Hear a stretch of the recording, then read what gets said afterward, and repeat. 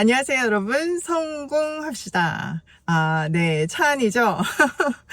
제가 오늘 새벽에, 고기 재려고 지금 공장에 왔다가 도저히 이 영상을 녹화할 시간이 없는 거예요. 저녁에도 또 일정이 있더라고요. 그래서 할 수 없이 차 안에서 녹화를 하기로 했습니다. 생동감 있고 얼마나 좋나요? 자, 오늘은 우리가 여호수아 24장을 할 차례인데요. 여호수아 24장은 정말 그 대장정의 마무리거든요. 여호수아 전체의 결론이자 앞으로 이어지는 사사시대를 이해하는 데 굉장히 중요한 열쇠가 돼요. 또 여호수아의 마지막 고별 설교이기도 하고요. 마지막에 이제 세 개임으로 다 모아서 이야기를 시작하는데 우리 귀를 한번 쫑긋 세우고 들어가 보도록 해요. 자, 24장 1절. 여호수아가 이스라엘의 모든 지파를 세겜에 모이게 하였다. 그가 이스라엘의 장로들과 그 우두머리들과 재판관들과 공직자들을 불러내니 그들이 하나님 앞에 나와 섰다. 자, 여호수아서의 대미는요, 모든 이스라엘을 세겜으로 모으는 것에서 시작돼요. 왜 세겜일까요? 이곳은 단순한 지역이 아니고요. 이스라엘의 정체성이 응축된 기억의 땅이에요. 세겜은 아브라함이 하나님으로부터 정말 이 땅을 내 자손에게 주겠다는 약속을 처음으로 받은 장소이거든요. 그러니까 정말 이 역사적으로 너무 중요한 장소죠. 그리고 야곱에게 밧단 아람에서 돌아와서 정착한 하나님의 제단을 쌓은 정말 개인적인 신앙의 고백의 장소이기도 해요. 동시에 딸 디나가 정말 몹쓸 일을 당하고 그 아들들이 복수하는 너무나 가슴 아픈 장소이기도 했죠. 게다가 무엇보다 이스라엘이요, 가나안에 들어서자마자 율법을 낭독했던 언약의 갱신 장소이기도 해요. 이쯤 되면 왜 세겜인지 느껴지시죠? 그러니까 여호수아는요, 이 아픔과 영광, 그 모든 것이 공존하는 땅으로 모두를 불렀어요. 자, 영광과 상처가 공존하는 곳, 이곳에서 말씀을 선포함으로 해서 완벽한 백성에게 언약을 주신 것이 아니라 실패의 역사에도 불구하고 그것까지 품고 구원하시는 하나님의 은혜에 기반한 언약이라는 것을 명백히 보여주는 거죠. 정말 탁월한 선택 아닌가요? 자, 이어서 2절 볼게요. 그때 여호수아가 온 백성에게 말하였다. 주 이스라엘의 하나님이 이렇게 말씀하셨습니다. 옛날에 아브라함과 나홀의 아비 데라를 비롯한 너희 조상은 유프라테스 강 건너에 살면서 다른 신들을 섬겼다. 그러나 내가 너희 조상 아브라함을 강 건너에서 이끌어내어 그를 가나안 온 땅에 두루 다니게 하였으며 자손을 많이 보게 하였다. 내가 그에게 이삭을 주었고 이삭에게는 야곱과 에서를 주었다. 그리고 에서에게는 세일산을 주어 차지하게 하였다. 야곱과 그의 아들들이 이집트로 내려갔지만, 우선 이까지 보면요, 자, 여호수아는요 이스라엘의 역사를 회고하면서 설교를 시작해요. 근데 그 시작부터가 충격적이에요. 그들의 조상 아브라함이요, 우상을 섬겼던 사람들이었대요. 그러니까 이게 뭘 얘기하는 거예요? 그들의 어떤 의로움이 아니라 전적인 하나님의 은혜에 의해서 그들이 구원받았고 택함 받았다는 것을 얘기해 주는 거죠. 이것이 복음의 출발점이에요. 우리의 자격이나 우리의 어떤 공로가 아니라 하나님의 주권적인 선택과 부르심이 모든 것의 시작이에요. 여호수아는 아브람뿐만 아니라 이삭 그리고 야곱과 에서 모든 역사의 주어, 모든 과정의 주어가 내가 아니라 하나님임을 굉장히 분명히 하고 있어요. 자, 이어서 한번 보도록 할게요. 5절.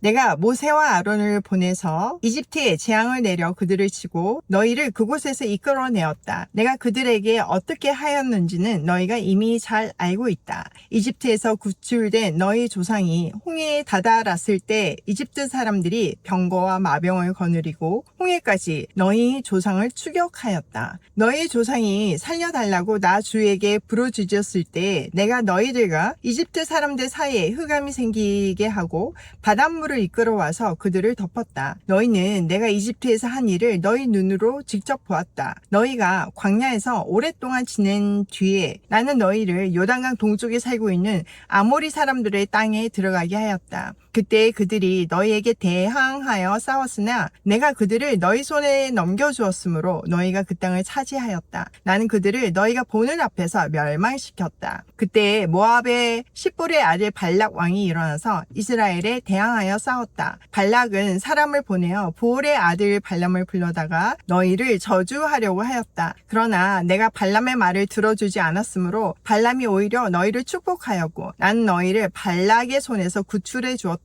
너희가 요단강을 건너서 여리고에 이르렀을 때 여리고 사람과 아모리 사람과 브리스 사람과 가나안 사람과 헷 사람과 기르가스 사람과 휘위 사람과 여부스 사람이 너희를 대항하여 싸웠으므로 내가 그들을 너희에게 넘겨주었다. 내가 너희보다 앞서 말벌을 보내어 아모리 사람의 두 왕을 너희 앞에서 쫓아냈다. 이 두 왕을 몰아낸 것은 너희의 칼이나 활이 아니다. 너희가 일구지 아니한 땅과 너희가 세우지 아니한 성읍을 내가 너희에게 주어서 너희가 그 안에서 살고 있다. 너희는 너희가 심지도 아니한 포도밭과 올리브밭에서 열매를 따먹고 있는 것이다.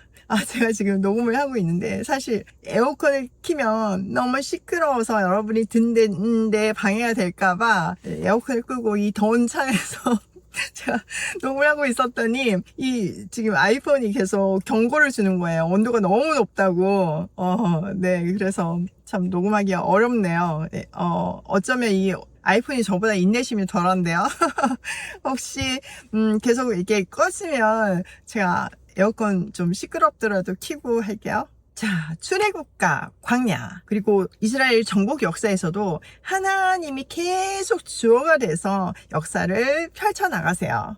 지금 계속 우리가 읽은 내용을 보면 내가 모세와 아론을 보냈고 내가 너희를 이집트에서 끌어냈고 내가 원수를 너희 손에 넘겨주었고 내가 왕보를 너희보다 앞서 보내서 그들을 너희 앞에서 쫓아냈다. 이렇게 장엄한 그 길고도 긴 역사의 해고는 하나의 방향으로 나아갑니다. 결론이 뭐예요? 너희가 지금 차지한 이 땅은 너희가 수고한 것이 아니라 너희가 세우지도 않은 성읍에서 너희가 심지도 않은 올리브 나무 열매와 포도나무 열매를 먹으며 은혜 가운데 산다는 거죠. 칼과 창으로 획득한 땅이 아니라는 거예요. 이스라엘은요, 전쟁의 주역이 아니라 하나님이 어떻게 역사하신지를 증언하는, 그리고 두 눈으로 확신을 목격한 증인인 거죠. 이렇게 과거의 은혜를 기억하는 것은요, 미래의 순종이 강력한 에너지가 돼요. 제가 이 더위 속에서도 새벽부터 출발해가지고 스케줄이 안 나는데도 불구하고 정말 이렇게 여러분하고 말씀을 나누고 싶은 것은 그 강력한 은혜를 경험했기 때문이에요. 그 놀라운 은혜가 저한테 너무나 큰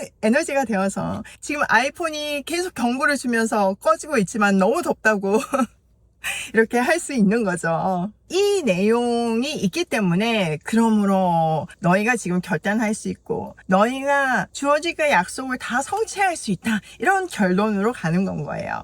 내일 내용도 기대되시죠? 지금 아이폰이 너무 경고를 줘서 빨리 끝내야 될 것 같아요. 자, 오늘 내용을 우리 삶에 한번 적용해보면 첫 번째, 기억은 정체성을 만든다. 여러분 정말 계속 그 은혜를 기억하셔야 돼요. 나의 그 인생의 출발점이 어딘지를 정말 기억하셔야 돼요. 제가 정말 이번에 그 책을 마무리해서 27일에 출간이 되잖아요. 근데 이게 정말 만만치 않았거든요. 제 인생의 가장 어려운 순종이었던 것 같아요. 그만큼 힘이 들었어요, 저한테. 그런데도 끝내고 나니까요, 하나님이 이 책을 홍보할 준비를 이미 끝내셨더라고요. 막 여기저기서 연락이 오기 시작하는 거예요. 너무나 놀라운 타이밍에. 컴패션 TV에서도, 새롭게 하소서에서도 여러분 저를 곧 만나실 수 있어요. 근데 그 홍보가 중요한 게 아니라 제가 정말 너무 감사한 거는 제가 그 인터뷰들을 준비하면서 그 출발점, 그 주어가 되신 하나님의 그 시작을 다시 한번 돌아보게 되는 거예요. 그 과정이 얼마나 감격스러운지 몰라요. 저한테 제일 큰 정말 하나님이 어떤 분이신지를 홍보하는 그런 시간인 것 같고, 또 많은 분들에게 이 이야기가 도전이 되어서 하나님께 돌아오고 또 하나님께 올인하는 삶을 사는 그 동력이 됐으면 좋겠어요. 그리고 오이 패밀리 많이 동참하시면 좋겠고요. 자, 두 번째, 실패나 아픔이 끝이 아니다. 이거 계속 반복하잖아요. 이스라엘 역사 보면 얼마나 많이 창피하고 실패하고 좌절했나요? 그런데 그게 끝이 아니라 하나님은 정말 다시 일으켜 세우셔서 100번 넘어지면 101번 일으켜 세우셔서 지금까지 이끌어 오셨어요. 그 하나님이 앞으로도 이끌어 갈 거야. 힘내. 이 얘기를 하는 거예요. 마찬가지죠. 우리도. 여러분 실패하셨나요? 너무나 아프신가요? 제가 아이폰한테 졌어요. 계속 꺼지더니 이제 경고가 이제 오디오 소스 사용할 수 없다고 그래서 에어컨 켰습니다. 가시나요? 네, 여러분 그 실패가 끝이 아니라는 것을 꼭 기억하시면서 다시 하나님 앞에서 언약을 붙들고 하나님이 주어가 되는 삶을 사시는 저와 여러분이 되시길 축복합니다. 세 번째, 과거의 은혜는 미래의 동력이다. 진짜 그래요. 여러분 제가 오늘 그 출장을 오면서 우리 하나이를 데리고 왔거든요. 방학이니까 애가 어디 갈 데가 없잖아요. 그래서 이제 엄마 데리고 다니면서 이제 보는 거죠. 근데 아이를 데리고 오는데 우리 아이들 어렸을 때 생각이 나는 거예요. 정말 방학 되면 대책이 없으니까 엄마 아빠 일을 해야 되니까 맨날 사무실 와가지고 뭐 책도 보고 방학 숙제도 하고 또 엄마 일 도와주고 포장해주고 뭐 이랬었거든요. 근데 그때 너무 가슴이 아팠어요. 엄마로서 너무 해준 게 없는 것 같고 여행 한번 못 데리고 가고 정말 가슴이 아팠는데 지나고 보니까 그게 참 큰 공부였더라고요. 성실하게 사는 엄마 아빠의 모습, 어떤 상황에서도 하나님께 감사하고 엎드리는 그 모습이 아이들 인생에 가장 큰 공부였음을 시간이 지나고 나서 아니까 지금 이제 하랑이 데리고 다니는 거는 마음이 하나도 안 아프고 너무 감사해요. 제가 그런 내용을 아침에 피드에 올렸더니요, 우리 성다인 팀장님이 저한테 톡을 보낸 거예요. 그 집도 아침에 아이를 데리고 뭐 지구이고 이게 뭐 책도 빌리고 이것저것 조카들 위해서 장 가가지고 이제 이모집 가가지고 일을 하는데 또 남편분도 같이 이제 방학이라 가지고 같이 풀타임으로 섬기고 있다. 그런데 이제 제 글이 너무너무 힘이 된다고 하시더라고요. 진짜 그래요, 여러분. 하나님은요, 완벽하신 분이에요. 지금 여러분의 상황, 여러분이 부족하다고 해도요, 하나님은요, 놀랍게 사용하세요. 중요한 거는 우리 인생의 주어가 하나님임을 잊지 말고 올인하는 삶을 사는 거예요. 오늘도 과거의 은혜가 미래의 동력임을 잊지 말고 하나님이 주어가 되는 하루하루 살기를 소망하며 고고싱해요. 내일 만나요.